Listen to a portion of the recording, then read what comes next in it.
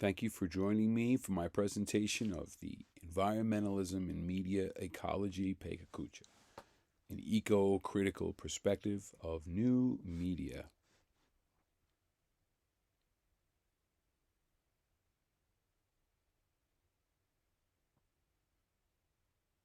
Why I chose this theory? The subject of media ecology is an intriguing interdisciplinary field which encapsulates why I came to study more about media literacy, emerging technologies, and artificial intelligence. I wanted to study more about how human behavior online could affect the environment and how our attitudes about nature were shaped by new media and how this could affect our ecosystems and actual environment. The origins of ecology, the root of media ecology, as a concept was introduced by the German zoologist Ernst Haeckel in 1866. He focused on what he entitled the economies of living forms. He studied in a basic sense the supply and demand system of natural systems, used math analysis of paradigms such as predator and prey. He had a Darwinian sensibility, and he was concerned with the outcomes of study and how they affected evolution.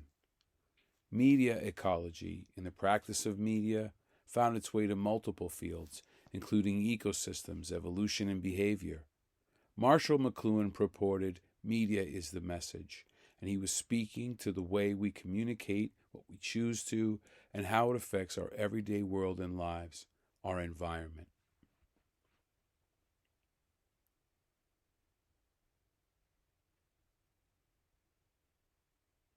The Earth in Mind means eco-criticism.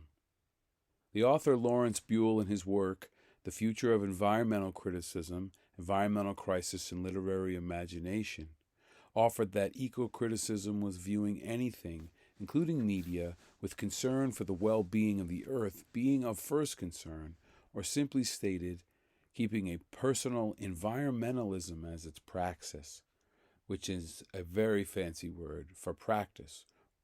What is media ecology really? According to Neil Postman, who coined the term media ecology looks into the matter of how media of communication affects human perception, understanding, feeling, value, and how our interaction with media facilitates or impedes our chances of survival.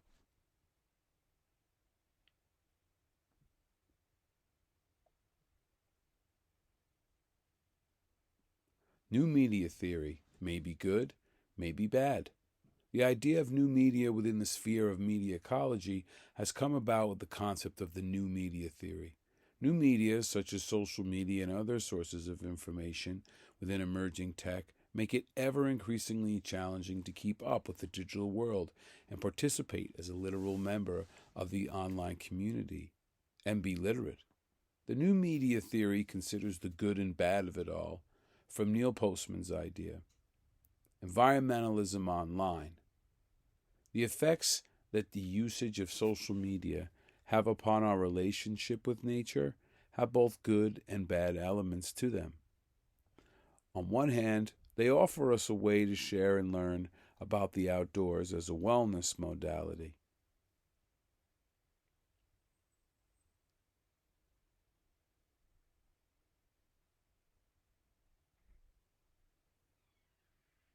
Human impact, though, however, the concept of bathing as it's permeated modern culture and within social media spheres and emerging ecosystem services such as ecotherapy and immersion are shown through a prevalent resonant personal experience in nature, and its reputed effects are shared and replicated throughout social media platforms as Instagram, allowing practices and wellnesses.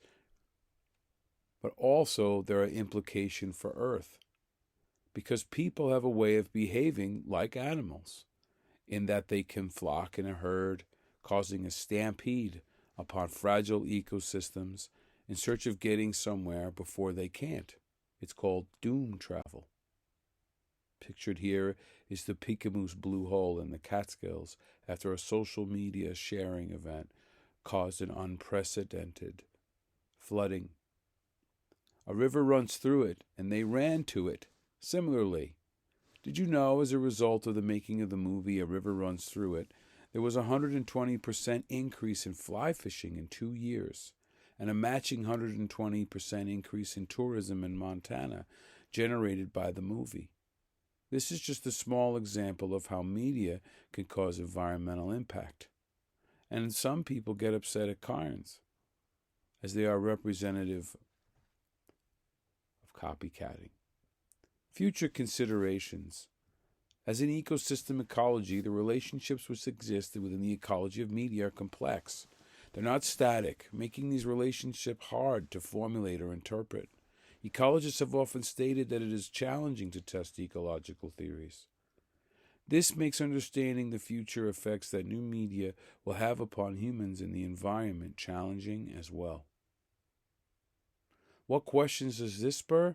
The Internet has the capability, together with new media, to bring humans together and provide communicative forums from which to share information, promote wellness and equality, and bring about sustainable development within the world.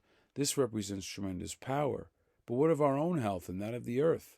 Taken into consideration together as a mutual wellness factor is an ecocentric view that promotes sustainability. If what's good for the planet is good for us, then sustainable media ecology asks the questions. Resources. Where to go? One of the best organizations on the planet for minimizing impact is the Leave No Trace organization. And the United Nations has created 17 goals for sustainability. You can join the Media Ecology Association or check out the wealth of information available on their website.